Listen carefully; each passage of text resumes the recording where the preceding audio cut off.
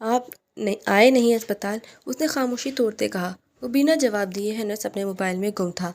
اس نے دوبارہ ہمت کر کے اسے مخاطب کیا۔ بہروز، میں آپ سے بات کر رہی ہوں۔ اس نے اسے تکتے نم لہجے میں کہا۔ مجھے تنگ کرنا بند کرو۔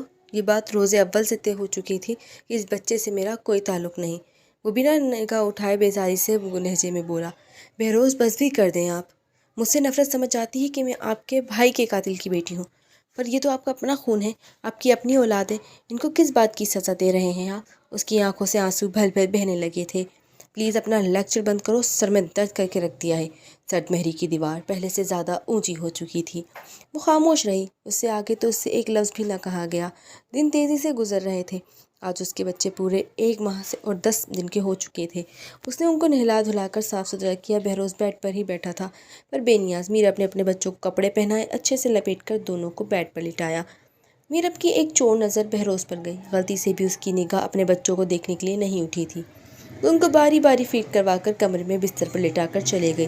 بہروز نے ایک آنکھ اٹھا کر کمرے سے باہر جھانک کر دیکھا، وہ کہیں نہیں تھی۔ بہروز نے ایک دم موبائل سائڈ پر رکھا، دونوں بچوں کے ماتھے پر ایک دم جھک کر اپنے لب رکھ گیا تھا۔ ان کے ننھے ہاتھوں کو اپنے ہاتھوں میں تھامتا باری باری ان کے ہاتھ پر پیار کرنے لگا کہ اسے کسی کے قدموں کی چاپ محسوس ہوئی۔ وہ اس سے دور ہو کر واپس خود کو موبائل میں غرق کر گیا۔ میرب جلد بازی میں کمرے میں آئی، الماری کھول کر کچھ سامان نکال کر وہ واپس کمرے سے نکل گئی۔ اس کے جاتے ہی وہ واپس اپنے بچوں کی طرف متوجہ ہو گیا۔ کافی وقت بیتنے کے بعد بھی جب وہ واپس نہ آئی بچوں کے پاس تو اسے تشویش ہوئی۔ وہ کمرے سے نکل کر لاؤنج کی طرف آیا۔ سامنے صوفے پر بیٹھا بہروز چہک چہک کر میرب اور اماں جی سے باتیں کر رہا تھا۔ وہ شروع سے ایسا تھا، ہر کسی سے جلدی گھل ملنے والا۔ تم کب آئے؟ بہروز نے اندر آتے کہا۔ میں ابھی آیا، مجھے پتہ چلا میرے یار نے مجھے یاد کیا اور میں جھٹ سے چلا آیا۔ اس کا کہا بہساختہ تھا۔ نوٹنکی انسان، کبھی تو انسان بنو۔ بہروز ہنستے ہوئے سے بغل گیر ہوا۔ ابے انسان ہی ہوں، بس ایک طرح آدم بیزار نہیں ہوں۔ شہروز کہکا لگا کر ہنس پڑا۔ ہاں وہ تو دکھ رہا ہے، وہ مسکان دبا کر کہتا۔ شہروز کو جلا گیا۔ زیادہ بک مت، شہروز نے منہ بنایا۔ بیٹھ جا۔ بہروز نے صوفے پر بیٹھتے اسے بھی بیٹھنے کو کہا۔ بیٹھ رہا ہوں، تیرے بچوں کو دیکھنے آیا ہوں اتنی دور سے، وہ خوش اخلاقی سے بولا۔ بہروز کے چہرے پر ایک دم سنجیدگی تاری ہوئی۔ اس نے محض اتنا ہی کہنے پر اکتفا کیا کہ ایک دم میرب کی آواز نے اسے چونکا دیا۔ میں لے کر آتی ہوں دونوں کو، وہ چہک کر کہتی کمرے کی سمت رخ کر گئی۔ اماں جی نے ان کو مسکرا کر دیکھ رہی تھیں۔ اور سنا کیا حال ہے؟ بہروز نے اسے مخاطب کیا۔ ایک دم مست حال ہے، بہروز نے کہکا لگا کر بتایا۔ وہ دکھ رہا ہے کمینے، شہروز نے کمینے پن سے آنکھ ماری۔ دونوں کی نظر ایک ساتھ میرب کی طرف اٹھی تھی۔ میرب کی گود میں دونوں بچے تھے۔ بہروز نے ایک نظر دیکھ نظریں پھیر گیا تھا۔ شہروز ایک دم پرجوش ہوتا اٹھا تھا۔ اس نے میرب کی گود سے دونوں بچوں کو لیا۔ شہروز بچوں کو لے کر بہروز کے پاس آیا اور اسی کے برابر بیٹھ گیا۔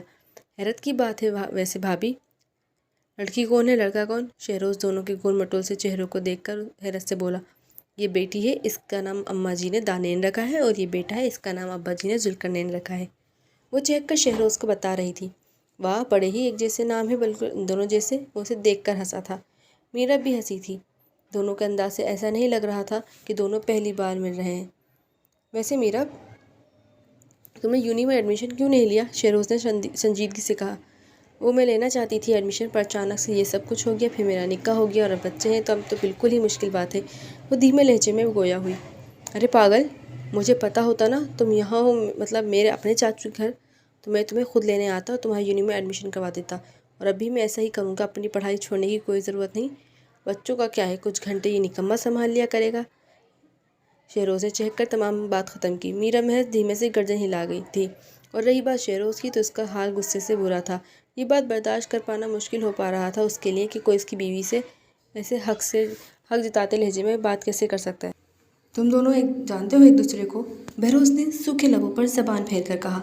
ہاں، بہت اچھے سے، شہروز نے چہک کر کہا۔ اچھا، کیسے جانتے ہو تم دونوں ایک دوسرے کو؟ بہروز کے انداز پر میرب کی ریڑھ کی ہڈی سنسنائی تھی۔ ارے یہ فرشتے کی بیسٹ فرینڈ ہے، یہ ہاسٹل میں رہا کرتی تھی کراچی میں، اور فرشتے بھی وہیں رہتی تھی۔ اب حیدرآباد سے کراچی جانے میں بھی 2 گھنٹے تو لگ ہی جاتے ہیں نا؟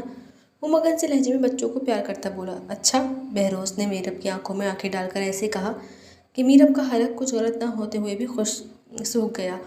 میں ان کو روم میں لے جاتی ہوں، سو رہے ہیں، دونوں جاگ گئے تو پھر روئیں گے، کوئی کام نہیں کرنے دیں گے۔ وہ بچے شہروز سے لے کر اپنے کمرے میں چلے گئی تھی۔ بہروز نے شہروز کو چینج کر کے فریش ہونے کا کہا اور اس کے پیچھے کمرے میں گیا تو وہ بستر پر پریشان سی بیٹھی تھی۔ اس نے ایک دم سے اسے کلائی سے تھام کر اپنے مقابل کھڑا کیا تھا۔ وہ کٹی پتنگ کی مانند اس کے سینے سے لگی تھی۔ تم نے مجھے کیوں نہیں بتایا؟ تم جانتی ہو شہروز کو؟ اس کے لہجے میں شعلوں کی لپک تھی۔ جی وہ مجھے خود آج پتہ چلا کہ شہروز وہ سہمے ہوئے لہجے میں بات ادھوری چھوڑ گئی۔ نام مت لو، شرم نہیں آتی کسی غیر مرد کا میرے سامنے نام لیتے؟ وہ اسے دیوار سے لگاتے گرایا۔ پلیز مجھ سے دور رہیں، اس نے خشک ہوتا حلق کر کے کہا۔ کیوں دور رہوں؟ حق رکھتا ہوں تم پر بھی اور تمہارے اس دل پر بھی، اس نے خون آشام نظروں سے گھورتے ہوئے کہا۔ پلیز میرے منہ سے غلطی سے نکل گیا، وہ سسکی۔ پرائے مرد کا نام میرے سامنے، اپنے شوہر کے سامنے غلطی سے نکل گیا؟ اس کا بازو جنونیت سے دبوچا۔ معاف کر دیں، وہ بے اختیار نکل آنے والی سسکی کو دبا کر کہا۔ کیسے معاف کر دوں؟ اس نے سر جھکا کر اسے گھورتے کہا۔ آپ کو کیا ہو گیا ہے اچانک سے؟ وہ حیرت سے سہمی ہوئی نظریں اس کی طرف اٹھا کر بولی۔ بہت خوب، اب تو تمہیں مجھ میں فالٹ ہی دکھیں گے نا؟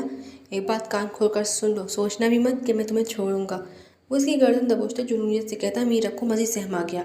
ایک دم کمرے کی خاموش فضا میں بچوں کے رونے کی آواز گونجی۔ وہ بچے رو رہے ہیں، دور ہٹیں۔ وہ اس کے سینے پر ہاتھ رکھتی اسے خود سے دور کرتی کپکپائے لہجے میں گویا ہوئی۔ تمہیں کیا لگتا ہے تم بچوں کا بہانہ بنا کر مجھ سے بچ پاؤ گی؟ سوچنا بھی مت۔ وہ اس کے بازو پر اپنی گرفت پہلے سے بھی زیادہ مضبوط کر گیا تھا۔ بہروز وہ رو رہے ہیں، وہ نم پلکیں اٹھا کر گویا ہوئی۔ ٹھیک ہے، قسم کھاؤ تمہیں شہروز سے محبت نہیں؟ بہروز نے اپنا دایاں ہاتھ دیوار پر رکھ کر مزید اسے جھپکتے کہا۔ میں قسم کھاتی ہوں مجھے ان سے محبت نہیں، پر وہ نظریں جھکائے مضبوط لہجے میں کہتی بات ادھوری چھوڑ گئی۔ پر کیا؟ وہ بےتابی سے مستفسر ہوا۔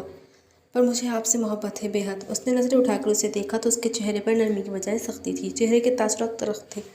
مذاق بنا رہی ہو میری بے بسی کا؟ وہ اس کا چہرہ دبوچتے بھڑکا تھا۔ کیسی بے بسی؟ کیا ہوا ہے آپ کو؟ پلیز چھوڑیں۔ وہ مشکل خود کو اس کی گرفت سے آزاد کروائی پائی تھی۔ جاؤ اپنے بچوں کو دیکھو، مجھ سے تمہیں ویسے بھی کوئی سروکار نہیں، وہ اسے بیٹھ کے سم دھکیلتا اپنے لہجے میں گویا ہوا۔ یہ بچے آپ کے بھی ہیں بہروز؟ وہ دانین کو اٹھاتی پیار کرنے لگی تھی، اسے اپنے دھیرے سے اپنے سینے سے لگائے وہ چپ کروا رہی تھی۔ پر مجھے نہیں چاہیے تھے، ٹوٹے لہجے میں کہا گیا۔ تو پھر اس رات میرے قریب ہی نہ آتے؟ اب کہ وہ بھی بھڑکی تھی، تنگ آ چکی تھی وہ ہر وقت اس کی اس گردان سے کہ اسے بچے نہیں چاہیے تھے۔ کیا مطلب؟ کیا نہ آتے؟ کیوں نہ آتا؟ ہاں، بیوی ہو میری، حق ہے میرا، اور اب بھی جب دل کرے گا میں آؤں گا تمہارے قریب، وہ بھڑکا تھا۔ میں نے یہ نہیں کہا کہ آپ کا حق نہیں، جیسے مجھ پر آپ کا حق ہے نا بہروز، ویسے ہی آپ پہ میرا بھی حق ہے۔ میرے حقوق کا کیا؟ کبھی سوچا آپ نے میرے حقوق کے بارے میں، یا بس اپنے ہی حقوق یاد رہتے ہیں آپ کو؟ اس کی آنکھیں پل میں بھیگی۔ کیا چاہیے تمہیں؟ اچھا کھاتی ہو، پیتی ہو، پہنتی ہو، بچے تک ہے تمہارے، اس گھر کی مالکن بن کر پھرتی ہو، اور کیا چاہیے؟ وہ اس کی بات پر بھڑک ہی اٹھا تھا۔ کیا بس ایک عورت کی ضرورت یہی سب ہوتا ہے؟ اس نے دانین کو بستر پر لٹاتے کہا۔ تو اور کون سی ضرورت ہوتی ہیں جو پوری نہیں ہو رہی؟ ہاں، سب سے اہم ضرورت تو کافی عرصہ ہوا پوری ہی نہیں کی۔ میں نے شاید تم اسی کی بات کری ہو، چلو آج وہ بھی پوری ہی کر ہی دیتا ہوں۔ وہ اس کے قریب آتا بیٹھ پر اس کے مقابل بیٹھا تھا۔ ہاتھ بھی نہ لگائیے گا مجھے، افسوس ہے مجھے آپ کی ذہنیت پہ، شرم آنی چاہیے ایسی بات کرتے ہوئے۔ آپ کہہ رہے تھے نا اور کیا چاہیے، اور کیا ضرورت ہوگی ایک عورت کی؟ عورت کا تو پتہ نہیں، پر ایک بیوی کو محبت، عزت، مان، بھروسے کی ضرورت ہوتی ہے، جن میں سے آپ مجھے کچھ بھی نہ دے سکے۔ وہ انگلی اٹھا کر اسے وارن کرتے لہجے میں گویا ہوئی۔ وہ تو شاید میں کبھی نہ دے سکوں۔ وہ نظریں پھیر کر بولا۔ کیوں نہیں دے سکتے؟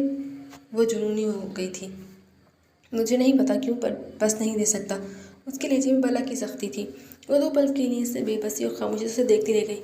آپ کیوں ہیں اتنے سنگ دل بہروز؟ یہ دیکھیں، یہ ہمارے بچے ہیں، اگر ہم ایسا کریں گے تو ان کی زندگیوں کا کیا ہوگا؟ یہ تو معصوم بکھر کر رہ جائیں گے۔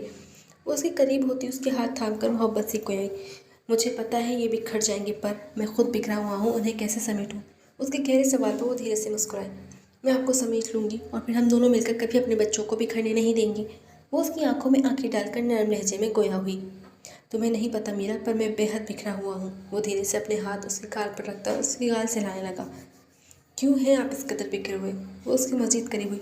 میری ماں ایک بد کردار عورت تھی، دنیا کی نظروں میں، میرے باپ کی نظروں میں، پر وہ بد کردار نہیں تھی، وہ تو ایک عظیم عورت تھی۔ ابا جی کے کسی دوست نے ان سے کہا کہ ان کی حویلی سے بھی کوئی کود کر نکلا ہے، یقیناً ان کی بیوی کا عاشق ہوگا۔ اس کی آنکھ سے ایک موتی ٹوٹ کر گرا تھا۔ میرے اپنے سنمول موتی کو اپنی انگلیوں کے پوروں پر چن لیا۔ ابا جی گھر میں شدید غصے میں اور میری ان آنکھوں کے سامنے میری ماں کے سینے میں گولیاں اتار دی۔ میری ماں مر گئی، میں تنہا ہو گیا۔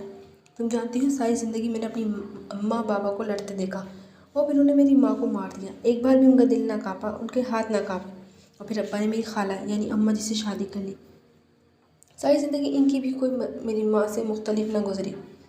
ताने तशने मार पीट ही देखी इन्होंने। तुम बताओ मीरा, जिस इंसान ने कभी खुशहाल घराना खुद ना देखा हो, वो अपने बीवी बच्चों को कैसे खुश रख सकता है?